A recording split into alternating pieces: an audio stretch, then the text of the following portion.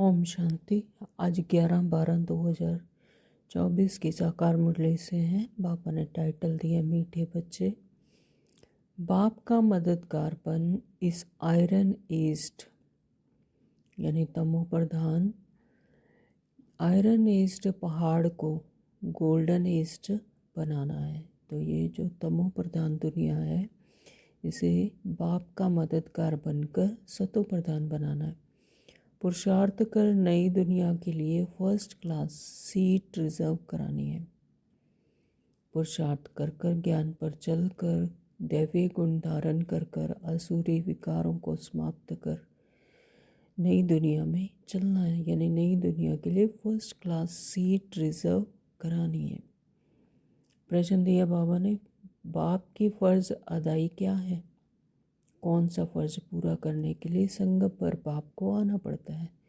तो यह भी ड्रामा में नूंद है। परमात्मा को भी इस संगम युग पर हम बच्चों से मिलने के लिए आना पड़ता है। तो बाबा ने उत्तर दिया कि बीमार और दुखी बच्चों को सुखी बनाना, माया के फंदे से निकालकर घनेरे सुख देना, तो यह है बाप की फ़र्ज अदाई है जो संगम पर ही बाप पूरी करते हैं। बाबा कहते मैं आया हूँ तुम सबको का मर्ज मिटाने। तो ये जो तमो प्रधानता हुई पड़ी है, रावण राज्य में से दुखी है आत्माएं, तो बाबा कहते हैं उन सब का मर्ज मिटाने के लिए, सब पर कृपा करने के लिए अब पुरुषार्थ कर 21 जन्मों के लिए ऊंची तकदीर बना लो। तो बीमार और दुखी बच्चों को सुखी बनाने के लिए और माया के फंदे से निकालकर सुख, घनेरे सुख देना, ये बाबा का फर्ज अदाई है इस संगम युग पर। गीत है भोलेनाथ से निराला कोई नहीं।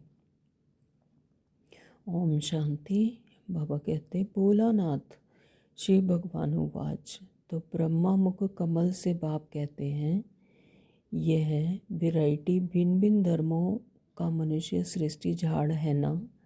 तो इस कल्प वृक्ष अथवा सृष्टि के आदि मध्य अंत का राज बच्चों को समझा रहा हूँ।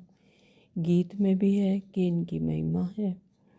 शिव बाबा का जन्म यहाँ है। बाप कहते हैं मैं आया हूँ भारत में।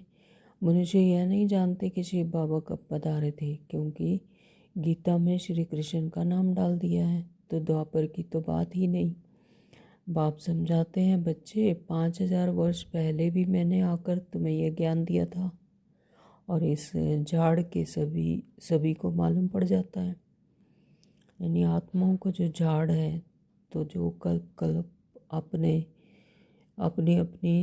सृष्टि झाड़ से सभी को मालूम पड़ जाता है। तो झाड़ को अच्छी रीति देखो। सतयुग में बरोबर देवी देवताओं का राज्य था।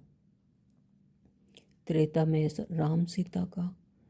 तो बाबा आदि मध्य अंत का राज बतलाते हैं। बच्चे पूछते हैं बाबा हम माया के फंदे में कब फंसे? तो बाबा कहते हैं द्वापर से।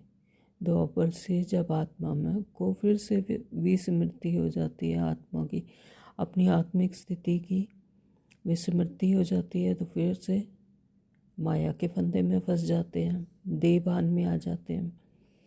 तो नंबरवार फिर दूसरे धर्म आते हैं। तो हिसाब लगाने से समझ सकते हैं कि इस दुनिया में हम फिर से कब आएंगे। तो शिव बाबा कहते हैं कि मैं 5000 वर्ष बाद आया हूँ संगम पर अपना फर्ज निभाने के लिए। तो यह भी ड्रामा में नूंद है। संगम पर ही शिव बाबा हमें 5000 वर्ष के बाद हम बच्चों से मिलने आते हैं, हमें ज्ञान देने आते हैं। तो सभी जो भी मनुष्य मात्र हैं सभी दुखी हैं।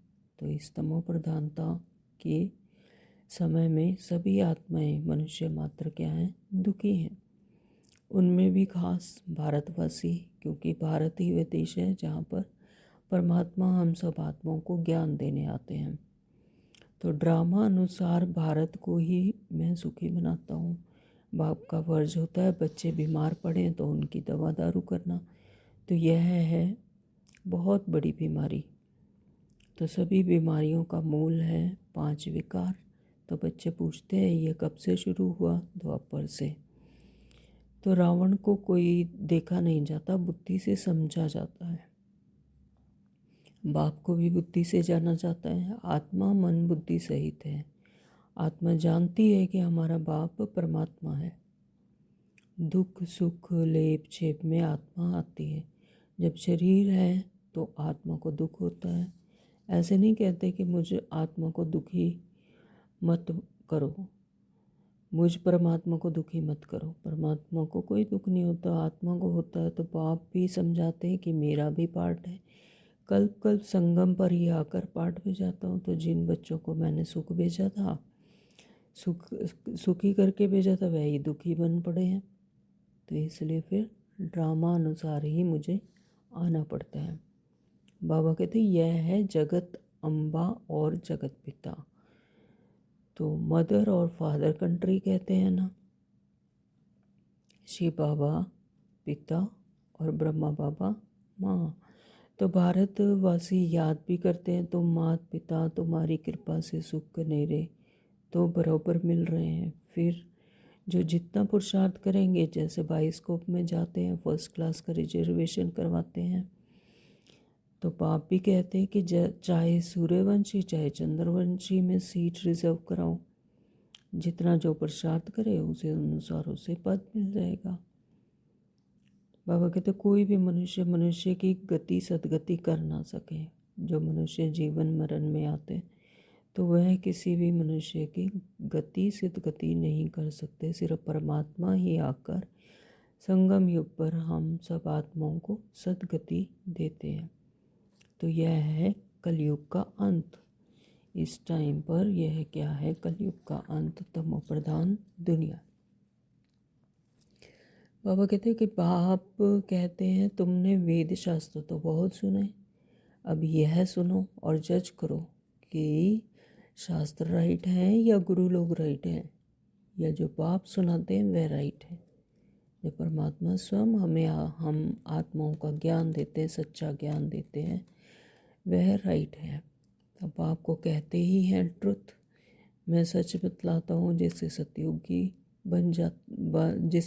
बन जाता है, और द्वापर से लेकर तुम झूठ सुनते आए हो तो उससे नरक बन पड़ा है। बाप कहते हैं मैं तुम्हारा गुलाम हूँ। कितनी निरहंकारिता। बाप हमें कहते हैं कि मैं तुम्हारा गुलाम हूँ। तो भक्ति मार्ग में तुम गाते आए हो मैं गुलाम तेरा। तो बाबा कहते कि अभी मैं तुम बच्चों की सेवा में आया हूँ। बाप को निराकारी निरहंकारी गाया जाता है। तो बाप कहते हैं मेरा फर्ज है तुम बच्चों को सदा सुखी बनाना। गीत में भी है अगम निगम का भेद खोले। बाकी डमरू आदि बजाने की तो कोई बात ही नहीं। यह तो आदि मध्य अंत का सारा समाचार सुनाते हैं। बाबा कहते तुम सभी बच्चे एक्टर्स हो। मैं इस समय करण करावन हार हूँ। मैं इनसे यानी ब्रह्मा बाबा से स्थापना करवाता हूँ। तो बाकी गीता में तो जो कुछ भी लिखा हुआ है वह तो है ही नहीं। अभी तो प्रैक्टिकल की बात है ना। तो बच्चों को यह सहज ज्ञान और सहज योग सिखलाता हूँ, योग लगवाता हूँ। कहा है ना, योग लगवाने वाले जोली भरने वाले मर्ज मिटाने वाले। तो गीता का भी पूरा अर्थ समझाते हैं। योग सिखलाता हूँ और सिखलवाता भी हूँ। तो हम बच्चों का बाबा भाग्य बनवाते हैं। तो बच्चे योग सीखकर फिर औरों को सिखाते हैं ना। कहते हैं योग से हमारी ज्योत जगाने वाले। तो ऐसे गीत भी कोई घर में बैठकर सुने तो सारा ही ज्ञान बुद्धि में चक्कर लगाएगा। तो बाप की याद से वर्षे का भी नशा चढ़ेगा। सिर्फ परमात्मा व भगवान कहने से मुख मिटा नहीं होता। बाबा माना ही वर्षा। और कहा है इस मुरली में बाबा ने कि अब तुम बच्चे बाबा से आदि मध्य अंत का ज्ञान सुनकर फिर औरों को सुनाते हो। तो इसे ही शंख ध्वनि कहा जाता है। यह ही क्या है? शंख ध्वनि। तो तुमको कोई पुस्तक आदि हाथ में नहीं है, बच्चों को सिर्फ धारण करनी होती है, तो तुम हो सच्चे रूहानी ब्राह्मण, रूहानी बाप के बच्चे। बाबा ने धारणा के लिए मुख्य सार दिया है, स्वयं को ब्रह्मा मुख वंशावली समझकर पक्का पवित्र ब्राह्मण बनना है। हम सब कौन हैं? ब्रह्मा वंशावली के ब्राह्मण बच्चे। तो स्वयं को ब्रह्मा मुख वंशावली समझकर पक्का पवित्र ब्राह्मण बनना है। कभी भी अपने इस ब्राह्मण कुल को कलंकित नहीं करना है, यानी ज्ञान की अवज्ञा नहीं करनी है। और जैसा बाबा सिखाते हैं, धारणा करवाते हैं, मुरली में ज्ञान देते हैं, तो उसे धारण कर ब्राह्मण बनना, पवित्र ब्राह्मण बनना है और कुल को कलंकित नहीं करना है। नंबर 2, बाबा ने कहा कि बाप समान निराकारी यानी सोल कॉन्शियस निरहंकारी बन और अपनी फर्ज अदाई पूरी करनी है ना, निमित्त मात्र बनना है। निरहंकारी, कोई अहंकार नहीं, कोई मान शान कुछ नहीं। बाबा करण करावनहार और मैं आत्मा करणहार। तो बाप समान निराकारी निरहंकारी बन फर्ज अदाई पूरी करनी है, रूहानी सेवा पर तत्पर रहना है। वरदान दिया बाबा ने, स्नेह की शक्ति से माया की शक्ति को समाप्त करने वाले संपूर्ण ज्ञानी भव। स्नेह की शक्ति से, बाबा कहते स्नेह में समाना ही संपूर्ण ज्ञान है। स्नेह ब्राह्मण जीवन का वरदान है। संगम युग पर स्नेह का सागर, स्नेह के हीरे मोतियों की थालियां भर कर दे रहे हैं। संगम युग पर स्नेह का सागर यानी परमात्मा हमें स्नेह के हीरे मोतियों से हम थालियां भर भर कर दे रहे हैं। तो स्नेह में संपन्न बनो। स्नेह की शक्ति से परिस्थिति रूपी पहाड़ परिवर्तन हो पानी समान हल्का बन जाएगा, यानी परिस्थिति टिकेगी नहीं, प्रभाव नहीं होगा उसका कुछ भी। तो माया का कैसा भी विकराल रूप, वरायल रूप सामना करें तो सेकंड में स्नेह के सागर में समा जाओ। तो स्नेह की शक्ति से माया की शक्ति समाप्त हो जाएगी।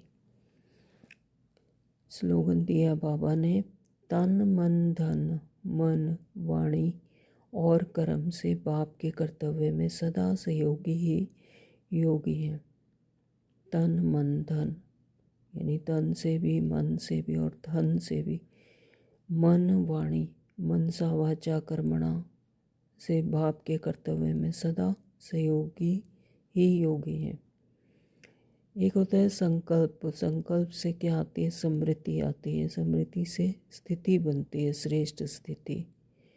फिर श्रेष्ठ स्थिति से वृत्ति बनती है, श्रेष्ठ वृत्ति। और वृत्ति से बनती है कृति। जैसी वृत्ति होगी वैसे कृति, और कृति से बनती है दृष्टि। तो बाबा कहते कि जैसे हम परमात्मा के सानिध्य में रहकर जैसे मनसा वाचा कर्मणा करेंगे, बाप के कर्तव्य में सदा सहयोगी रहेंगे, तो भाव कहते वही योगी है, सहयोगी ही योगी हैं। ओम शांति। Thank you.